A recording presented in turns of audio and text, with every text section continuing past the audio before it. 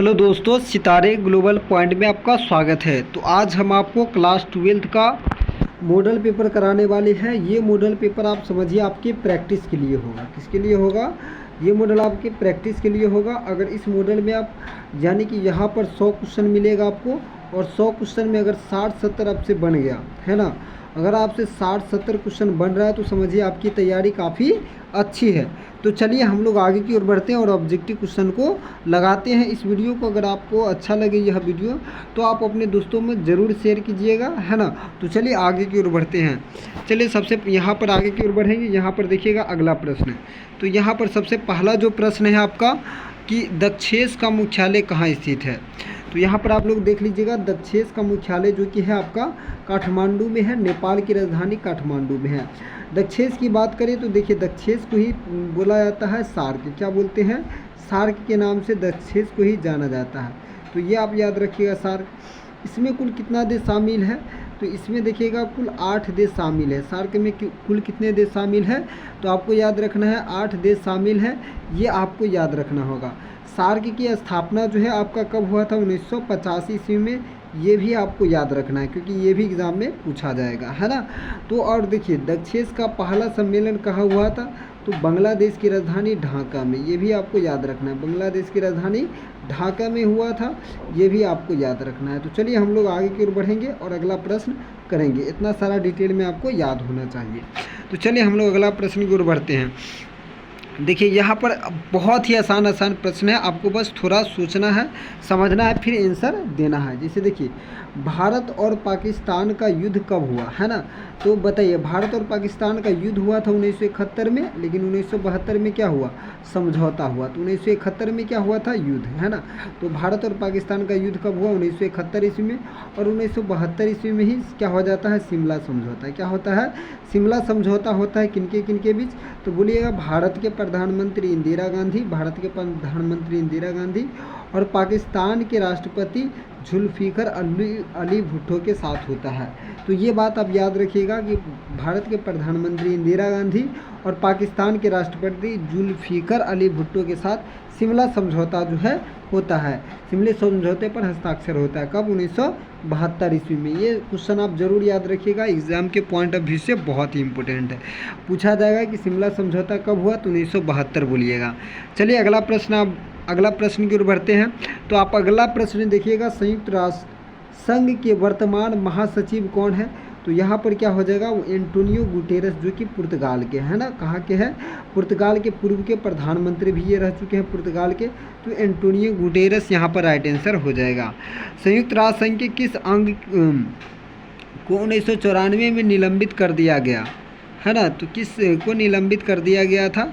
तो यहाँ पर आप देख लीजिएगा, ट्रस्टीशिप काउंसिल को क्या कर दिया गया? निलंबित 1994 में कर दिया गया था। यहाँ पर बात करें संयुक्त राष्ट्र संघ की कितने अंग हैं, तो आपको याद रखना है संयुक्त राष्ट्र संघ के कितने अंग होते हैं? 6 अंग होते हैं।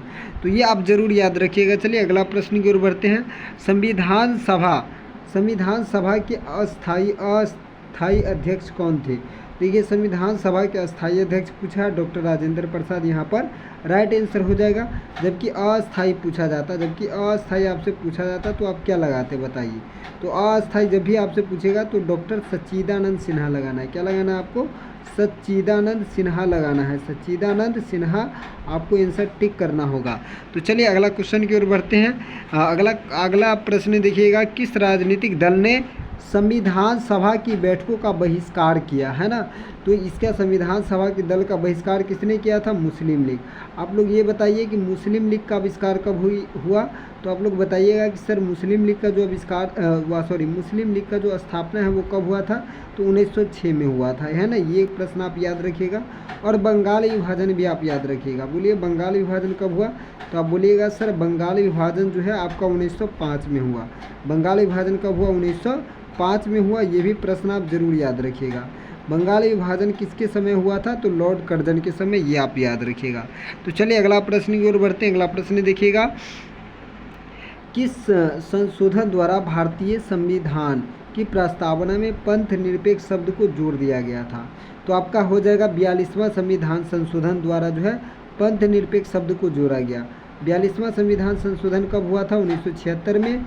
और इसमें बहुत सारा संविधान में चेंज हुआ, इसलिए इसे मिनी कॉन्स्टिट्यूशन कहा जाता है, अर्थात लघु संविधान 42वां संविधान संशोधन को कहा जाता है। तो आप ये याद रखिएगा कि 42वां संविधान संशोधन को लघु संविधान संशोधन के नाम से जाना गया है। और भी बात करें तो संविधान संशोधन जो है आपका किस आर्टिकल में हो जाएगा, तो आपको याद रखना है कि भारत के संविधान में संशोधन की प्रक्रिया ये आर्टिकल 368 में कहा गया है। तो ये भी आप ज़रूर याद रखिएगा। चलिए अगला प्रश्न की ओर बढ़ते हैं। अगला प्रश्न आप देखिएगा और बहुत सारे डिटेल में बता रहे हैं, तो आप इसे ज़रूर याद रखिएगा। चलिए देखिए अगला प्रश्न आप देखिएगा, संविधान निर्माण करने में संविधान सभा को कितना समय लगा, तो 2 वर्ष 11 महीना 18 दिन का समय लगा था। लगभग आपसे अगर पूछेगा लगभग कितना समय लगा, तो लगभग आपको बोलना है कि 3 वर्ष लग गया था। कितना वर्ष? 3 वर्ष लगभग आपको माना, यहाँ पर आंसर क्या माना जाएगा? 3 वर्ष लगभग माना जाएगा। लेकिन यहाँ पर पूरा डेट दिया है तो 2 वर्ष 11 महीने 18 दिन, जब भी लगभग पूछे तो 3 वर्ष आपको बताना होगा। और संविधान सभा का गठन जो है किस आधार पर हुआ है, तो आपको ये भी याद रखना है, कैबिनेट मिशन योजना है ना, कैबिनेट मिशन के आधार पर। किसके आधार पर? कैबिनेट मिशन योजना के तहत जो है संविधान सभा का गठन हुआ था। ये भी आपको याद रखना है कि संविधान सभा का गठन कब हुआ, तो 9 दिसंबर 1946 को हुआ था। कब हुआ? 9 दिसंबर 1946 को। तो ये सारा प्रश्न आप जरूर याद रखिएगा। चलिए अगला प्रश्न की ओर बढ़ते हैं। किसने कहा था भारतीय संविधान जो है वकीलों का स्वर्ग है? ये किसने बोला था बताइए। तो यहाँ पर आपका जो राइट आंसर होने वाला वो क्या हो जाएगा? Pro Ivoire ginning. क्या बोला था? प्रो आइवर जेनिंग ने बोला था। तो आपका right answer option number A सही हो जाएगा। अगला प्रश्न की ओर बढ़ते हैं। अगला प्रश्न आप देखिएगा कि भारतीय संविधान कब लागू हुआ था। तो देखिए भारतीय संविधान जो है आपका लागू हुआ 26 जनवरी 1950। तो इसलिए हम लोग 26 जनवरी को क्या मनाते हैं, तो बोलिएगा सर 26 जनवरी को हम लोग मनाते हैं गणतंत्र दिवस। 26 जनवरी को कौन सा दिवस मनाते हैं, तो आप बोलिएगा गणतंत्र दिवस मनाते हैं। 26 जनवरी को कौन सा दिवस मनाते हैं? गणतंत्र दिवस मनाते हैं। वहीं देखिएगा आपका जो संविधान है वो बनकर तैयार कब हो गया था, तो आप उसे भी ज़रूर याद रखिएगा, 26 नवंबर 1949। आपका संविधान जो है बनकर तैयार कब हुआ, तो 26 नवंबर 1949 को बनकर तैयार हुआ, यानी कि अंगीकृत हो गया था, है ना। तो अंगीकृत पूछेगा तो 26 नवंबर 1949। क्या हम लोग इस दिन को भूल सकते हैं? नहीं भूल सकते हैं। तो इसलिए हम लोग 26 नवंबर को क्या मनाते हैं? संविधान दिवस। तो आपसे जब पूछे कि संविधान दिवस कब मनाया जाता है, तो आपको बोलना है कि संविधान दिवस जो है आपका 26 नवंबर को मनाया जाता है। संविधान दिवस कब मनाते हैं, तो 26 नवंबर को मनाते हैं। वहीं गणतंत्र दिवस पूछे तो 26 जनवरी। वहीं आपसे स्वतंत्र दिवस अगर आपसे पूछ ले तो 15 अगस्त को हम लोग क्या मना लेते हैं? 15 अगस्त 1947 को हमारा देश आज़ाद हुआ। तो 15 अगस्त को हम लोग प्रत्येक वर्ष जो है 15 अगस्त को क्या मनाते हैं? स्वतंत्र दिवस मनाते हैं। क्या मनाते हैं? स्वतंत्र दिवस। आप ये भी याद रखिएगा, है ना। तो चलिए अगला प्रश्न की ओर बढ़ते हैं। अगला प्रश्न देखिएगा। तो चलिए अगला प्रश्न देखते हैं। वर्तमान में भारतीय संविधान में कुल कितनी अनुसूचियां हैं, तो कुल अनुसूची 12 है। भारतीय संविधान की बात करें तो भारतीय संविधान में कुल कितने भाग है, आप ये भी याद रखिएगा। तो बोलिएगा सर 22 भाग है। कितने भाग है? कुल 22 भाग है। लेकिन जब आपसे पूछेगा यानी कि कुल दे के पूछेगा और 22 ऑप्शन नहीं देगा, तो वहाँ पर 25 भाग वर्तमान में, यानी कि टोटल भाग कितना हो जाएगा? 25 भाग हो जाएगा यहाँ पर, है ना। मूल भाग कितना है, तो 22। टोटल पूछेगा तो यहाँ पर हो जाएगा आपका, यानी कि मूल संविधान में 22 भाग को ही गिना गया है और बाकी संशोधन करके जो है टोटल पुर जाता है आपका 25 भाग, है ना। और देखिए बात किया जाए अनुसूची की, तो अनुसूची की संख्या पहले 8 ही थी, अब वर्तमान में क्या है, तो वर्तमान में आपको बोलना है 12 है सर। और आगे अगर आपसे पूछेगा कि संविधान में बता दीजिए आप कितना अनुच्छेद है, यानी कि कितना आर्टिकल है, तो आपको बोलना है सर 395 आर्टिकल है। अगर आपसे पूछ ले कि लगभग कितना है, तो वो 400 से भी अधिक आर्टिकल है। लगभग पूछ दे कि कितना आर्टिकल होगा कुल, तो 400 से अधिक भी आर्टिकल हो जाएगा। तो चलिए अगला प्रश्न की ओर बढ़ते हैं। अगला प्रश्न आप देखिएगा कि कौन सा अधिकार अल्पसंख्यकों के हितों की रक्षा का अधिकार करता है, तो ये आपका होगा सांस्कृतिक और शिक्षा का अधिकार, है ना। ये अल्पसंख्यक के हितों की अधिकार करता है, यानी अल्पसंख्यक कहने का मतलब होता है जिसकी जनसंख्या जो है भारत में है, जिस धर्म की जनसंख्या कम है वह अल्पसंख्यक में गिनती आता है ना। तो उसकी किसकी रक्षा करता है? सांस्कृतिक और शिक्षा की रक्षा। ये आपका फंडामेंटल राइट में आपका आ जाएगा। फंडामेंटल राइट की बात करें तो ये आपका फंडामेंटल राइट जो है आपका, यानी कि मौलिक अधिकार जो है, ये आपको कहाँ से लिया गया है? यूएसए यानी कि अमेरिका के संविधान से लिया गया है। फंडामेंटल राइट की बात करें तो ये आपका, यानी कि मौलिक अधिकार कितना है कुल, तो मौलिक अधिकार की संख्या आपका जो है 6 है ना। तो ये सारा आप याद रखिएगा। चलिए अगला प्रश्न की ओर बढ़ते हैं। अगला प्रश्न देखिएगा तो अगला प्रश्न है संविधान के किस अनुच्छेद के द्वारा अस्पृश्यता का उन्मूलन जो है किया गया। अस्पृश्यता का कहने का मतलब है कि छुआछूत का अंत किया गया। तो ये आपका आर्टिकल 17 हो जाएगा, अनुच्छेद 17 के तहत कहा गया। अनुच्छेद कहिएगा सर, अनुच्छेद 14 क्या बोलता है, तो अनुच्छेद 14 कहता है विधि के समक्ष समानता, विधि के समक्ष समानता और कानून के समान संरक्षण। तो विधि के समक्ष समानता जो है आपका कहाँ से लिया गया है, तो आप याद रखिएगा आर्टिकल 14 में यह बात चर्चा है। आर्टिकल कहिएगा सर, आर्टिकल 12 क्या है बता दीजिए।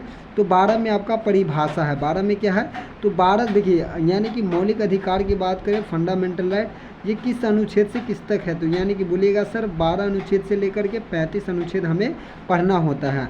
यहाँ पर बात करें अनुच्छेद 18, जिसमें क्या बोला गया है, उपाधियों का अंत बोला गया है। तो आप याद रखिएगा उपाधियों का अंत क्या है, अनुच्छेद 18 में दिया गया है। ये सारा अनुच्छेद आप याद रखते हैं तो आपका क्वेश्चन नहीं छूटेगा, 100% नहीं छूटेगा। चलिए अगला प्रश्न की ओर बढ़ते हैं। अगला प्रश्न आप देखिएगा, तो यहाँ पर जो आपका अगला प्रश्न है, संविधान के किस संशोधन के द्वारा संपत्ति के अधिकार को मौलिक अधिकार से हटा दिया गया था। यानी कि जो हमारा फंडामेंटल राइट है, यानी कि जो पहले था संपत्ति का अधिकार, वो आपका फंडामेंटल राइट था। यह हुआ क्या कि देखिए, अगर मतलब जो संपत्ति का अधिकार था ये एक मौलिक अधिकार था। तो यहाँ पर देखिएगा कोई भी व्यक्ति जो है जब सड़क का निर्माण होता था तो यहाँ पर देखिएगा कि जिस आदमी का सड़क में ज़मीन आता था वो बोलता था हम नहीं देंगे, है ना। तो ये इसका अधिकार हो जाता था, जिसके तहत जो है मतलब कई सारा सड़क के निर्माण में देखिएगा टेढ़ा उल्टा पुल्टा बन जाता था, है ना। तो इसीलिए संपत्ति के अधिकार को जो है आपका मौलिक अधिकार से हटा दिया गया है। यानी कि अब जो है सरकार जो है आपसे, यानी कि मतलब जो है संपत्ति के मामला में आप हस्तक्षेप नहीं कर सकते हैं। अगर सरकार को ज़रूरी है तो आपको देना ही पड़ेगा। तो बताइए इसको किस मतलब जो है यानी कि 44वां संविधान संशोधन के जरिए इसको हटा दिया गया था। अब बात करें 44वां संविधान संशोधन जो कि आपका कब हुआ था, 1978 में हुआ था। 44वां संविधान संशोधन आपका कब हुआ, 1978 में हुआ था, है ना। और ये आर्टिकल कहाँ चला गया है, तो ये भी आप याद रखिएगा आर्टिकल 300 के कॉम में चला गया है ना। तो ये भी आप याद रखिएगा। चलिए अगला प्रश्न की ओर बढ़ते हैं। मौलिक अधिकार को लागू करने के लिए रीट कौन जारी करेगा, तो देखिए रीट जारी करता है वो आपका सुप्रीम कोर्ट जारी करता है। कौन करता है, सुप्रीम कोर्ट, है ना। जो कि बताइए सुप्रीम कोर्ट, भारत का सुप्रीम कोर्ट जो है वो आपका दिल्ली में है। ये भी आप याद रखिएगा कहाँ है, भारत का सुप्रीम कोर्ट दिल्ली में। हाई कोर्ट की बात करें तो हाई कोर्ट की संख्या भारत में कितनी है, 25 है। यानी कि उच्च न्यायालय कितनी है, तो 25 है। तो ये भी आप ज़रूर याद रखिएगा। चलिए, और यानी कि मौलिक अधिकार की रक्षा जो करता है वो आपका सुप्रीम कोर्ट और हाई कोर्ट करता है, ये आप ज़रूर याद रखिएगा। अगला प्रश्न की ओर बढ़ते हैं। अगला प्रश्न आप देखिएगा, तो यहाँ पर चलिए हम लोग अगला प्रश्न की ओर बढ़ते हैं। अगला प्रश्न यहाँ पर देखिएगा कि भारतीय निर्वाचन आयोग में कितने सदस्य हैं। तो देखिएगा भारतीय निर्वाचन आयोग की बात करें तो इलेक्शन कमीशन में यानी कि वर्तमान में देखा जाए तो 3 मतलब सदस्य हैं। लेकिन पहले देखिएगा जब निर्वाचन चुनाव आयोग शुरू में देखिएगा तो उसके एक ही सदस्य हुआ करते थे। अब जो है 2 सदस्य और एक मुख्य चुनाव आयुक्त होते हैं। यानी कि टोटल मिला के कितने होते हैं, तो 3 होते हैं। तो ये आप ज़रूर याद रखिएगा। चलिए अगला प्रश्न की बात करते हैं। अगला प्रश्न आप देखिएगा, तो निम्नलिखित में किस निकाय को भारतीय संविधान का संरक्षक प्रहरी माना जाता है। तो आपका राइट आंसर क्या होगा, यहाँ पर राइट आंसर आपका जो हो जाएगा सर्वोच्च न्यायालय। यानी कि सुप्रीम कोर्ट जो है इसका संरक्षक माना जाता है। किसका, भारतीय संविधान का संरक्षक या प्रहरी किसे माना जाता है, तो आपका सर्वोच्च न्यायालय को माना जाता है। तो ये आप जरूर याद रखिएगा। चलिए अगला प्रश्न की ओर बढ़ते हैं। किस अनुच्छेद के तहत राज्यों में राष्ट्रपति शासन लगाया जा सकता है। तो यहाँ पर मैं बात करता हूँ सभी, यहाँ पर देखिएगा आप लिख लीजिएगा अपने कॉपी में। तो यहाँ पर पहला है राष्ट्रपति शासन। यहाँ पर देखिएगा आपातकाल की बात करें तो सबसे पहला जो हो जाएगा आपका राष्ट्रीय आपातकाल। क्या हो जाएगा, पहला राष्ट्रीय आपातकाल हो जाएगा। राष्ट्रीय आपातकाल आपका किस आर्टिकल में आ जाएगा, तो देखिए राष्ट्रीय आपातकाल जो है आपका आर्टिकल 352 में आएगा। किस में आएगा, आर्टिकल 352 में। वहीं राजकीय आपातकाल की बात करें, राजकीय आपातकाल या राष्ट्रपति शासन, है ना। तो राजकीय आपातकाल या राष्ट्रपति शासन एक ही हुआ। तो राजकीय आपातकाल जो है आपका कितना आर्टिकल में आ जाएगा, 356 आर्टिकल में। किसमें, 356 आर्टिकल में आ जाएगा। और वहीं बात करें राष्ट्रपति शासन की, तो राष्ट्रपति शासन आपका किस आर्टिकल में आएगा, तो ये भी आप बता दीजिए। राष्ट्रपति शासन जो है आपका यही राजकीय आपातकाल को ही क्या बोलते हैं, 356 यानी कि राष्ट्रपति शासन। और वित्तीय आपातकाल किस में आएगा, वित्तीय आपातकाल जो आपका आ जाएगा वो आर्टिकल 360 में आ जाएगा। वित्तीय आपातकाल किस में आएगा आपका, वित्तीय आपातकाल जो है आपका आर्टिकल 360 में आ जाएगा। तो आपको याद हुआ क्या, बताइए आर्टिकल 352 में क्या होगा, राष्ट्रीय आपातकाल होगा। और राजकीय आपातकाल या राष्ट्रपति शासन आपका 356 आर्टिकल में, और वित्तीय आपातकाल जो है आपका 360 आर्टिकल में। तो यहाँ पर देखिए आपका क्या पूछा गया है क्वेश्चन, किस अनुच्छेद के तहत राज्यों में राष्ट्रपति शासन यानी कि 356 अनुच्छेद में यह बात चर्चा है। तो चलिए अगला क्वेश्चन की ओर बढ़ते। अगला प्रश्न देखिएगा, मंत्रिपरिषद यानी कि जो मंत्री का परिषद है वो होता है प्राइम मिनिस्टर यानी कि पीएम होता है ना। तो वो किसके प्रति उत्तरदायी होंगे, तो लोकसभा के प्रति होंगे। तो ये आप जरूर याद रखिएगा। चलिए अगला प्रश्न की ओर बढ़ते हैं, चुनाव आयोग का वर्णन भारतीय संविधान के किस अनुच्छेद, भारत में इलेक्शन कमीशन यानी कि जो चुनाव आयोग है उनका जो चर्चा है हमारे संविधान के भाग 15 में। ये भाग 15 बहुत ही इंपॉर्टेंट है। और ये आर्टिकल की बात करें तो 324 आर्टिकल से लेके 329 आर्टिकल तक इसकी चर्चा है ना, 324 से 329। तो आप याद रखिएगा आर्टिकल 324 में यह बात की चर्चा है। तो आपका राइट आंसर क्या होने वाला, आपका right answer option number B होने वाला है। तो चलिए अगला प्रश्न की ओर बढ़ते हैं, किस राज्य के विधानमंडल में विधान परिषद नहीं है।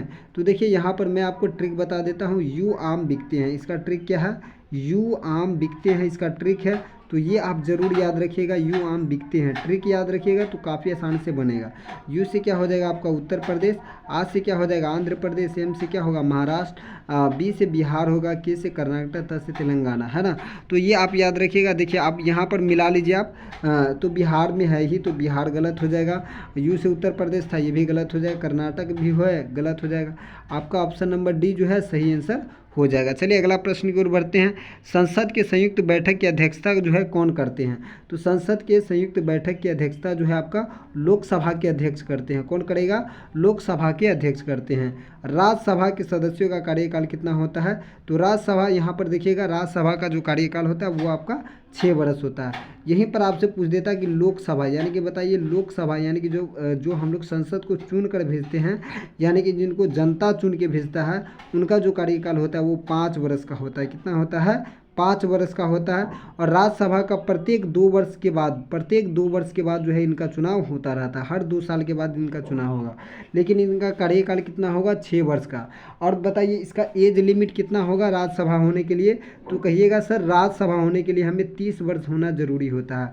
लोकसभा होने के लिए, लोकसभा का सदस्य बनने के लिए हमें कितना आयु होना चाहिए, तो 25 वर्ष होना चाहिए, और भारत का नागरिक भी होना चाहिए। ये आप याद रखिएगा। चलिए अगला प्रश्न की ओर बढ़ते हैं, लोकसभा में संघ शासित प्रदेश कितने सदस्य होते हैं, तो यहाँ पर 20 हो जाएगा।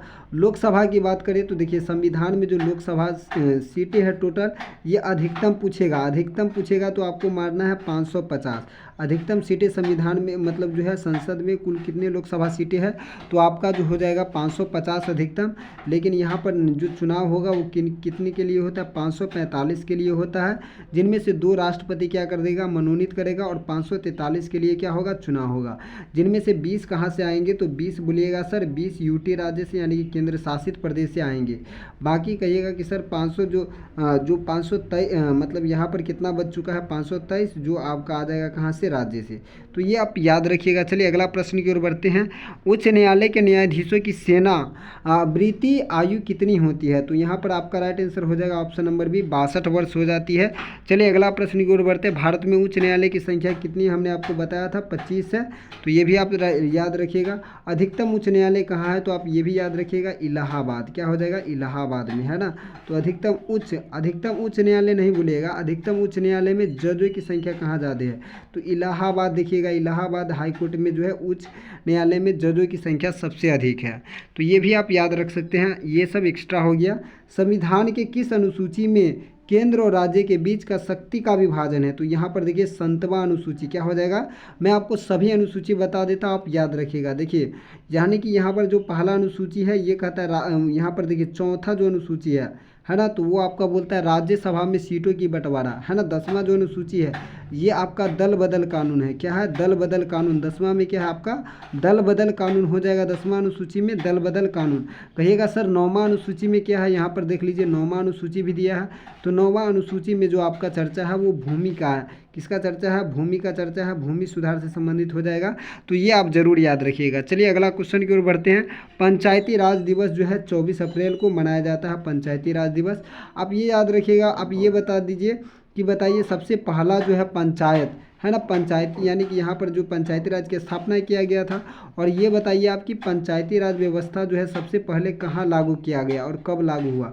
तो बोलिएगा सर 2 अक्टूबर 1959 को लागू हुआ था, 2 अक्टूबर 1959 को लागू हुआ था। तो बोलिए कहाँ लागू हुआ था पंचायती राज व्यवस्था?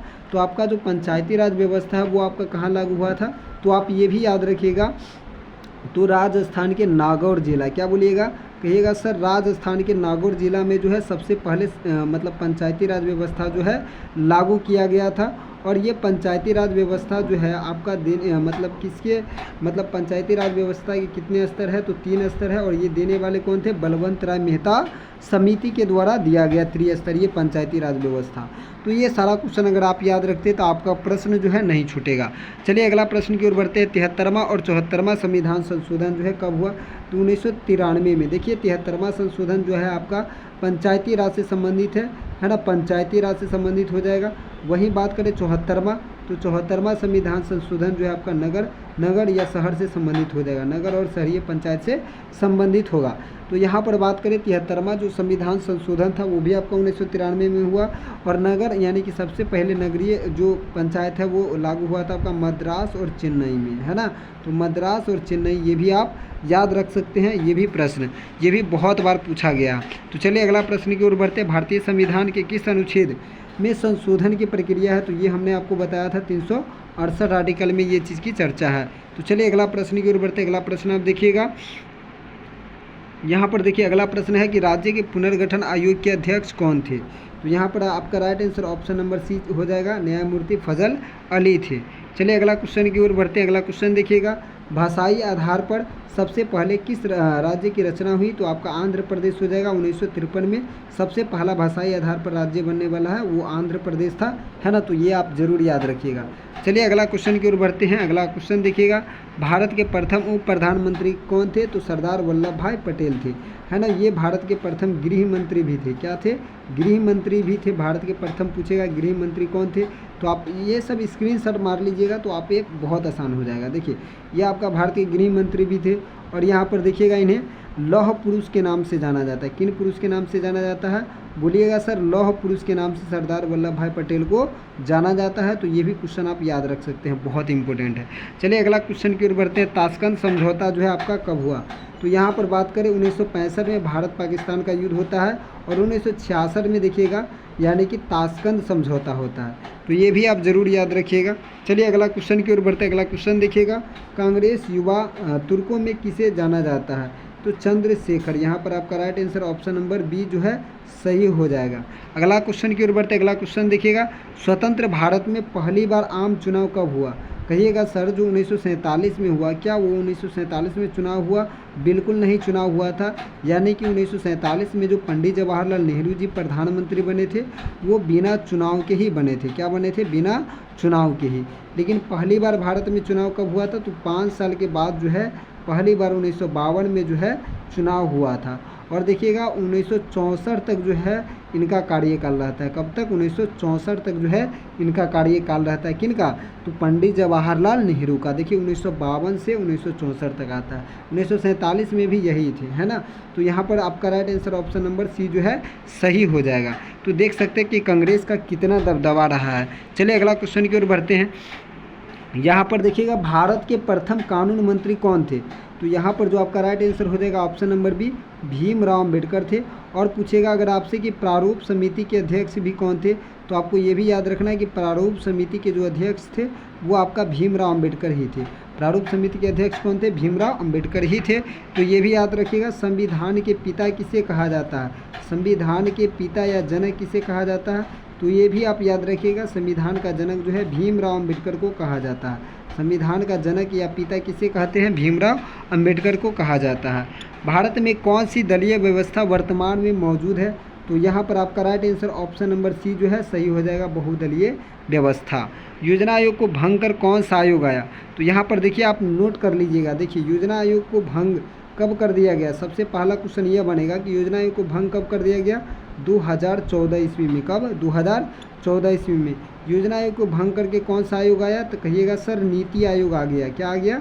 नीति आयोग आ गया। अब बोलिएगा सर नीति आयोग की स्थापना जो है कब हुई थी?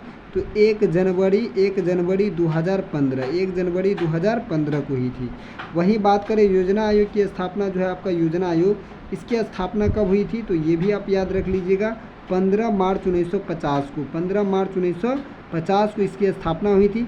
और योजना आयोग के जो अध्यक्ष होते हैं वो आपका प्रधानमंत्री होते हैं। योजना आयोग के अध्यक्ष कौन होते हैं, तो वो आपका प्रधानमंत्री होते हैं। ये भी आप जरूर याद रखिएगा, योजना आयोग के अध्यक्ष जो है प्रधानमंत्री होते हैं। तो योजना आयोग के अध्यक्ष कौन होते हैं, प्रधानमंत्री होते हैं। तो योजना आयोग के जो अध्यक्ष है वो प्रधानमंत्री है। और प्रथम योजना आयोग के अध्यक्ष कौन थे, तो आपका हो जाएगा पंडित जवाहरलाल नेहरू हो जाएगा। तो चलिए अगला क्वेश्चन यहाँ पर देख लीजिए, यहाँ पर कौन सा आंसर सही होगा। योजना आयोग को भंग कर कौन सा आयोग आया, तो आप बहुत आसानी से बताइएगा सर नीति आयोग आया। चलिए अगला क्वेश्चन की ओर बढ़ते हैं। अगला क्वेश्चन देखिएगा, राष्ट्रीय विकास परिषद का अध्यक्ष जो है कौन होता है, तो राष्ट्रीय विकास परिषद का जो अध्यक्ष होता है वो आपका प्रधानमंत्री होता है। और इसकी स्थापना जो है राष्ट्रीय विकास परिषद की, इसकी स्थापना जो है 1952 ईस्वी में हुई थी। निम्न में से किस युद्ध के परिणाम स्वरूप एक नया देश का उदय हुआ। देखिए यहाँ पर क्वेश्चन जो है कहीं चला गया, यहाँ पर देख लीजिए आप लोग किस क्वेश्चन में थे। तो चलिए हम लोग खोज लेते हैं जल्दी से, यहाँ तक हम लोग आ चुके थे। तो देखिए यहाँ पर देखिएगा कि निम्न में से किस युद्ध के परिणाम स्वरूप एक नए देश का जन्म हुआ, तो भारत और, यहाँ पर देखिए यहाँ पर आंसर क्या होना चाहिए, देखिए भारत और पाकिस्तान है ना। जब भारत और पाकिस्तान में युद्ध हुआ तो देखिएगा एक नए देश का जन्म होता है, वो बनता है आपका बांग्लादेश। क्या बन जाता है आपका, बांग्लादेश बनता है, बांग्लादेश है ना। तो बांग्लादेश का निर्माण कब हुआ था, ये आप याद रखिएगा 1971 में। कब, 1971 में जो है बांग्लादेश को निर्माण हुआ था। तो ये आप जरूर याद रखिए। पंचशील समझौता पर किन दो देशों के बीच हस्ताक्षरित हुआ था, तो भारत और चीन के बीच हुआ था। तो आपका right answer option number A हो जाएगा, भारत और चीन में ही पंचशील समझौता 1954 में हुई थी। तो ये भी आप याद रखिएगा। 1972 ईस्वी में भारत और पाकिस्तान के बीच किस समझौते पर हस्ताक्षर हुए थे, तो सन 1972 में हमने आपको बताया शिमला समझौता हुआ। वहीं बात करें ताशकंद समझौता, तो बताइए आप पहले ही पढ़ चुके ताशकंद समझौता, जल्दी बताइए। तो कहिएगा सर ताशकंद जो समझौता है वो आपका 1966 में हुआ। कब हुआ, 1966 में ताशकंद समझौता हुआ। और शिमला समझौता कब हुआ, 1972 में। तो ये सारा क्वेश्चन आप याद रख सकते हैं। अविश्वास प्रस्ताव पारित होने के कारण किस प्रधानमंत्री ने त्यागपत्र दे दिया, यहाँ पर आपका राइट आंसर हो जाएगा क्या, यहाँ पर आपका राइट आंसर हो जाएगा बीपी सिंह। क्या हो जाएगा, बीपी सिंह। क्या आंसर हो जाएगा, हाँ बीपी सिंह ही इसका सही होगा। चलिए अगला क्वेश्चन की ओर बढ़ते हैं। भारतीय राष्ट्रीय कांग्रेस की पहली महिला अध्यक्ष कौन थी। देखिए यहाँ पर अगर आपसे पूछा जाता है कि भारतीय राष्ट्रीय कांग्रेस की प्रथम भारतीय, यहाँ पर क्या लगा होता कि प्रथम भारतीय महिला अध्यक्ष, तब आप यहाँ पर आंसर क्या लगाते, तब आप आंसर आप लगाते सरोजिनी नायडू। लेकिन यहाँ पर डायरेक्ट पूछा है कि भारतीय राष्ट्रीय कांग्रेस की पहली महिला अध्यक्ष कौन थी, तो यहाँ पर हो जाएगा आपका एनी बेसेंट। क्या हो जाएगा, देखिए थोड़ा थोड़ा क्वेश्चन से आपका गलत हो सकता है। प्रथम भारतीय महिला अध्यक्ष पूछेगा तो सरोजिनी नायडू होगा, लेकिन प्रथम महिला अध्यक्ष पूछा तो एनी बेसेंट होगा। भारतीय राष्ट्रीय कांग्रेस की प्रथम अध्यक्ष कौन थे, प्रथम डायरेक्ट पूछेगा अध्यक्ष कौन थे, प्रथम अध्यक्ष, तो आपका हो जाएगा WC बनर्जी। क्या होगा, WC बनर्जी हो जाएगा। तो ये सारा क्वेश्चन आप याद रखते हैं तो आपकी क्वेश्चन जो है नहीं छूट सकता है। चलिए अगला प्रश्न की ओर बढ़ते हैं। तो चलिए अगला क्वेश्चन की ओर बढ़ते हैं। अगला क्वेश्चन आप देखिएगा कि यहाँ पर देखिए अगला क्वेश्चन क्या है कि भारत का राष्ट्रपति किसके द्वारा चुना जाता है। देखिए भारत के राष्ट्रपति की बात करें तो ये आपका निर्वाचक मंडल के द्वारा चुना जाता है और इसमें भाग लेगा लोकसभा के सदस्य, राज्यसभा के सदस्य और विधानसभा के सदस्य भी इसमें पार्टिसिपेट करते हैं। तो ये बात याद रखिएगा। चलिए अगला क्वेश्चन देखिए, किस वर्ष जो है जनता पार्टी केंद्र में शासन थी। 1977 में जनता पार्टी की सरकार कब आई, 1977 में आ गई थी। तो ये भी आप याद रखिएगा। भारत में संपूर्ण क्रांति की घोषणा किसने किया था, तो आप याद रखिएगा जयप्रकाश नारायण ने।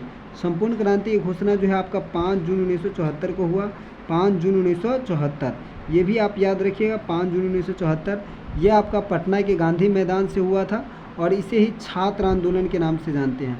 किस आंदोलन के नाम से जानते हैं, तो छात्र आंदोलन, बोलिएगा सर छात्र आंदोलन के नाम से जानते हैं। जयप्रकाश नारायण को ही लोकनायक के नाम से भी जाना जाता है। तो बोलिएगा सर जयप्रकाश नारायण को क्या बोला जाता है, लोकनायक, लोकनायक भी इन्हें कहा जाता है। ये सारा प्रश्न आप जरूर याद रखिएगा। 1975 ईस्वी में आपातकाल की घोषणा करने वाले राष्ट्रपति का नाम क्या है, तो 1975 में आपातकाल की घोषणा करने वाले राष्ट्रपति कौन थे, फखरुद्दीन अली अहमद। तो आपका right answer option number C हो जाएगा, बोडोलैंड। यहाँ पर देखिए बोडोलैंड जो है स्वायत्तशासी परिषद किस राज्य में है? तो आपका हो जाएगा यहाँ पर राइट आंसर असम हो जाएगा। क्या हो जाएगा? असम आपका हो जाएगा। तो ये आप जरूर याद रखिएगा। पूर्वोत्तर भारत के 7 बहनों में कौन सा राज्य शामिल नहीं है? तो आपको देखिए मैं यहाँ पर आपको मैं ट्रिक बता देता हूँ, उस प्रकार से आप याद रखिएगा। और ऐसे भी मतलब यहाँ पर समझ सकते हैं कि 7 बहनों में कौन सा देश जो है वह कौन सा राज्य जो है शामिल नहीं है। तो यहाँ पर मिजोरम भी हो जाएगा, मेघालय भी हो जाएगा, नागालैंड भी हो जाएगा। आपका क्या नहीं होगा? पश्चिम बंगाल जो है आपका राइट आंसर हो जाएगा। कौन शामिल नहीं थे? पश्चिम बंगाल, है ना। तो आप याद रखिएगा, ठीक है। चलिए अगला क्वेश्चन की ओर बढ़ते हैं।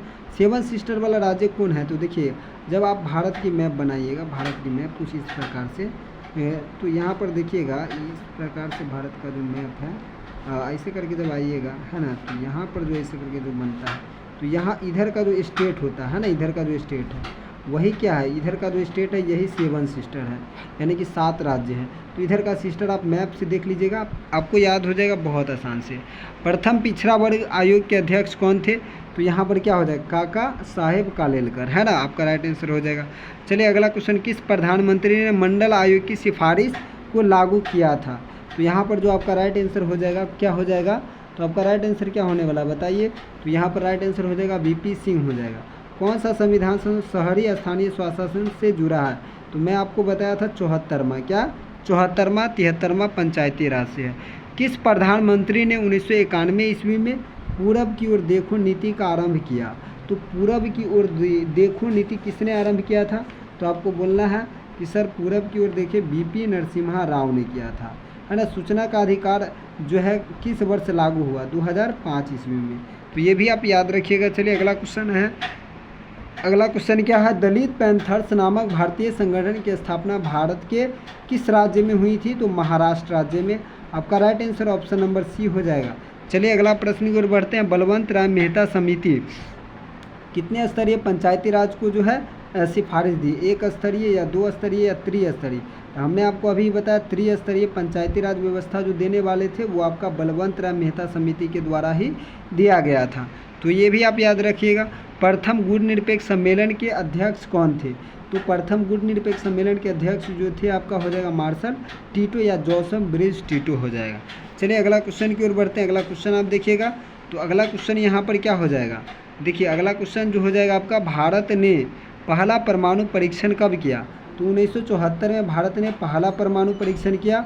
वहीं दूसरा और सफल परमाणु परीक्षण, देखिए पहला सफल नहीं हुआ था, दूसरा 1998 में जो हुआ वो सफल हो गया। तो ये भी आप याद रखिएगा। मैक मोहन रेखा कहाँ स्थित है? तो बहुत आसान प्रश्न है। मैक मोहन रेखा देखिएगा आपका अरुणाचल प्रदेश में है। जब यहाँ पर मैं आपको यहाँ पर भारत का मैप बना के दिखाता हूँ, ठीक है, तो यहाँ पर आपको इस प्रकार से देखिएगा,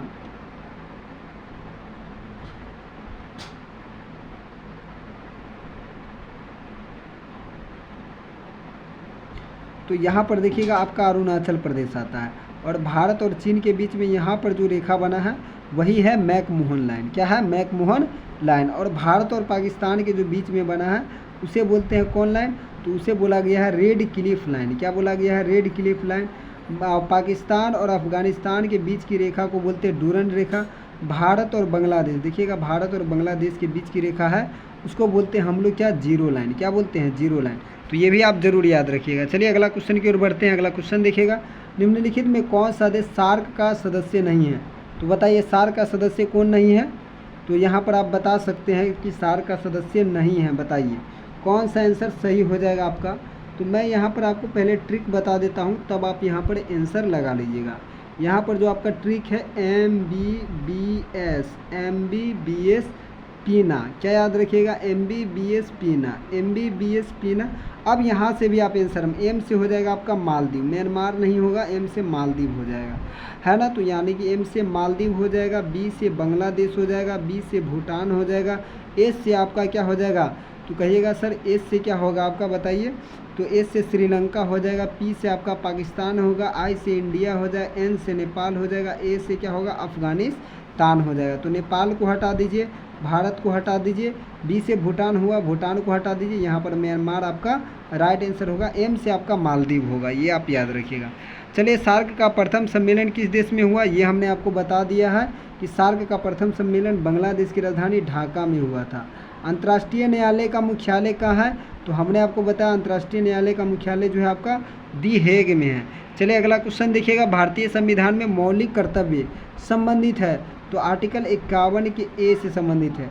यहाँ पर आप याद रखिएगा भाग 1, मैं आपको बता देता हूँ फिर से। भाग 1 जो है आपका कहता है भारत राज्यों का संघ है। भारत राज्यों का क्या है? संघ है, ये बात बोलते हैं। दूसरा कहिएगा सर कि भाग 2 बता दीजिए।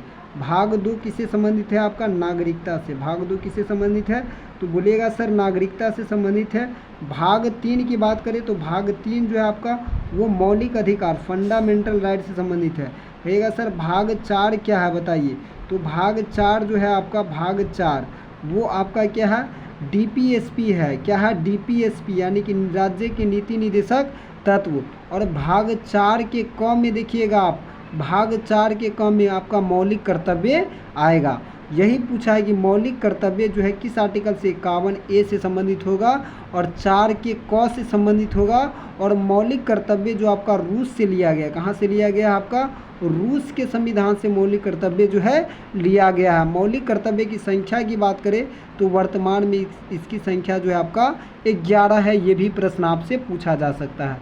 तो मौलिक कर्तव्य बताइए कहाँ से लिया गया? रूस से। और ये किस में है? भाग 4 के क में स्थित है और 51 के ए आर्टिकल से संबंधित होगा। तो चलिए अगला क्वेश्चन की ओर बढ़ते हैं। भारतीय संविधान में कुल कितने मौलिक कर्तव्य है? ये तो हमने अभी आपको बताया 11। यहाँ पर कोई डाउट होना नहीं चाहिए। भारतीय संविधान के राज्य के नीति निदेशक तत्व अभी हमने आपको बताया। भाग 2 में नागरिकता है। भाग 3 में आपका मौलिक अधिकार है, ये भी गलती हो गया।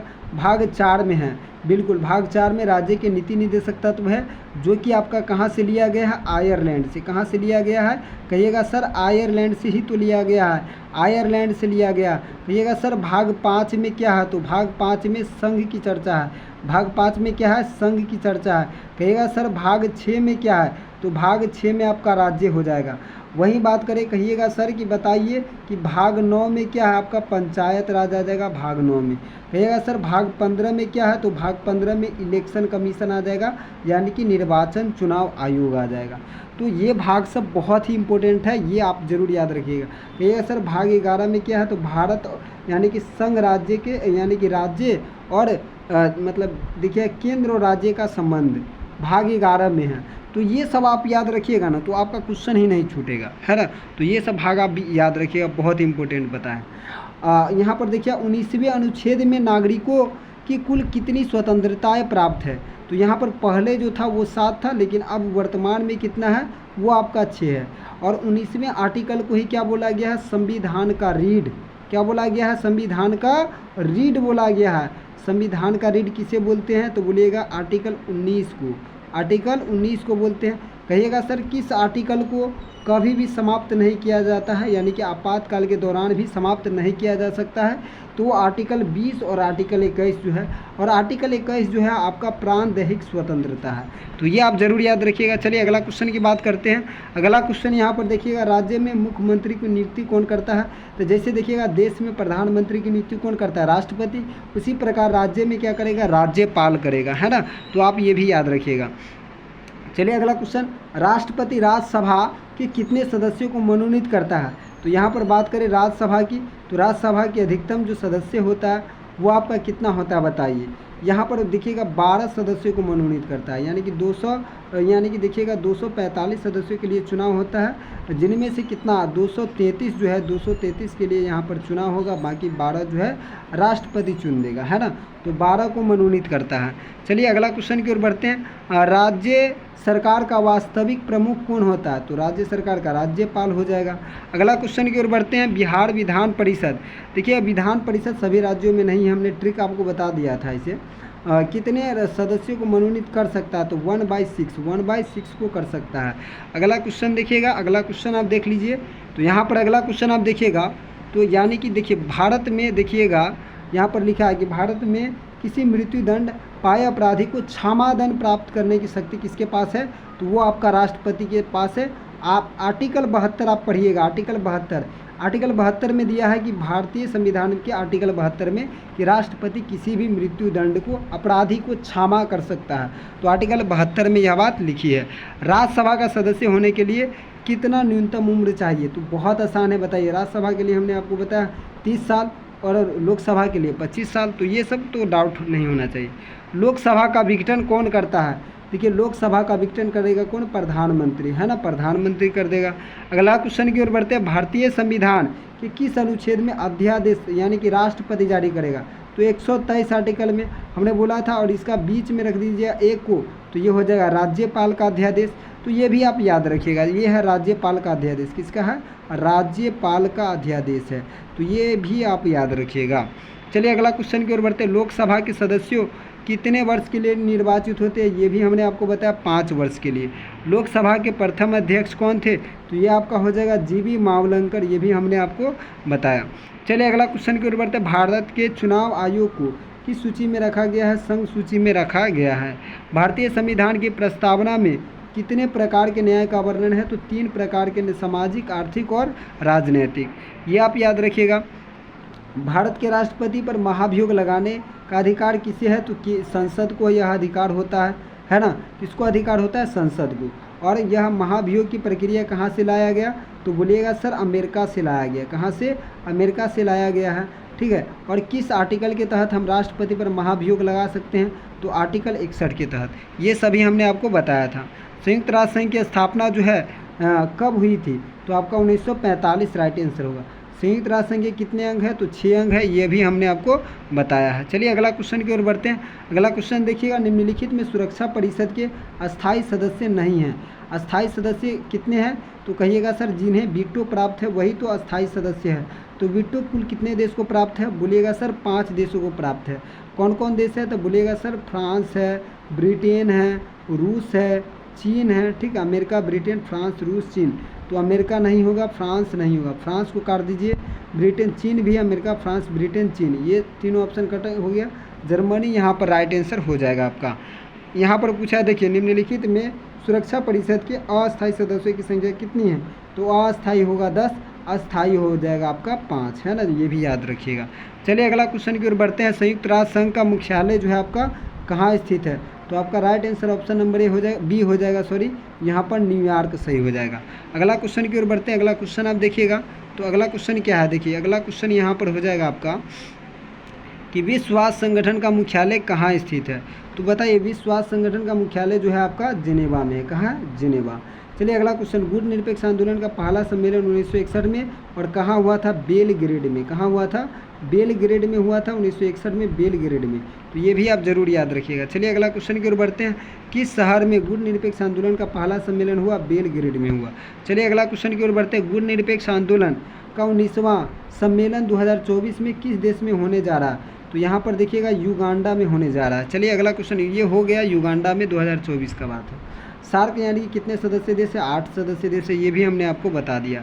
सार्क का अंतिम सदस्य देश कौन था? तो अफगानिस्तान था, ये राइट आंसर हो जाएगा। चलिए अगला क्वेश्चन की ओर बढ़ते हैं। सार्क की स्थापना, ये भी हमने आपको बताया, 1985 हो जाएगा। चलिए अगला क्वेश्चन की ओर बढ़ते हैं। बिहार विधानसभा में सीटों की संख्या आपका कितना हो जाएगा? 243। चलिए बिहार की बात आया तो मैं बिहार की बिहार में लोकसभा की बात करते हैं। तो बिहार में लोकसभा सीटें कितनी हैं? तो बोलिएगा सर लोकसभा सीट जो है बिहार में वो आपका 40 है। कहिएगा सर बताइए कि बिहार में विधान परिषद सीट कितनी है? तो आपको बोलना है क्या है? तो बोलिएगा सर बिहार में विधान परिषद जो सीट है वो आपका कितना है? तो बोलिएगा 16 है। कितना है? विधान परिषद सीटें 16 है। वहीं पर आपसे अगर एग्ज़ाम में पूछ दे कि बताइए बिहार, वहाँ यहाँ पर देखिएगा विधान परिषद, सॉरी यहाँ पर 75 हो जाएगा। विधान परिषद कितना हो जाएगा? 75 आपका हो जाएगा। वहीं पूछता अगर बिहार में राज्यसभा सीटें कितनी हैं? तो बोलिएगा सर राज्यसभा सीट जो है आपका 16 है। राज्यसभा सीटों की संख्या कितनी है? 16 है। लोकसभा 40 है। विधान परिषद कितना है? 75 है। और विधानसभा पूछेगा तो 243 हो जाएगा। तो 243 यहाँ पर हो जाएगा। अगला क्वेश्चन क्या है कि 42वां संविधान संशोधन 1976 में हुआ। इन्हें मिनी कॉन्स्टिट्यूशन के नाम से जाना जाता है। अगला क्वेश्चन देखिए, भारतीय संविधान का कौन सा संशोधन दल बदल विरोधी कानून से संबंधित है? 52वां हो जाएगा। और दल बदल कानून जो है आपका 1985 में लागू हुआ था, ये आप जरूर याद रखिएगा। चलिए अगला क्वेश्चन की ओर बढ़ते हैं। अगला क्वेश्चन आप देखिएगा 97 नंबर जो क्वेश्चन है आपका, भारतीय संविधान के किस अनुच्छेद के तहत वित्तीय आपातकाल 360 क्या हो जाएगा? आप अगला क्वेश्चन है देखिए, या ये भी हमने आपको बताया निम्नलिखित में कौन सा अनुच्छेद जो है जीवन के अधिकार से संबंधित है? तो ये आपका आर्टिकल 21 हो जाएगा। क्या होगा? आर्टिकल 21। कहिएगा सर सभी आर्टिकल बता दीजिए। तो देखिए 14 जो है आपका विधि के समक्ष समानता, 15 कहिएगा सर SC ST से संबंधित, 18 कहिएगा सर उपाधियों का अंत, उपाधियों का अंत। तो सभी हमने आपको बता दिया, आप ये याद रख लीजिएगा। चलिए अगला क्वेश्चन की ओर बढ़ते हैं। अगला क्वेश्चन आप देखिए कि 1975 में राष्ट्रीय आपातकाल की घोषणा के समय भारत के प्रधानमंत्री कौन थे। तो यहाँ पर क्या हो जाएगा बताइए आप, भारत के प्रधानमंत्री कौन थे? इंदिरा गांधी। कौन थे? इंदिरा गांधी थे आपातकाल के समय। भारत में कुल कितने राज्य हैं? तो ये आप सभी जानते हैं 28 राज्य है। और वहीं यूटी राज्य की बात पूछे यानी केंद्र शासित, तो वो बोलना है आपको 8 केंद्र शासित प्रदेश है। तो यानी कि ये पूरा 100 क्वेश्चन हमने आपको करा। तो आपको ये कैसा लगा आप कमेंट बॉक्स में हमें ज़रूर बता सकते हैं, और आपका कितना सही हुआ ये भी आप कमेंट बॉक्स में ज़रूर बताइए, है ना। और अपने दोस्तों में अधिक से अधिक शेयर कीजिए, और अच्छा लगे तो इस चैनल को ज़रूर सब्सक्राइब कर लीजिए। तो मिलते हैं आपसे नेक्स्ट वीडियो।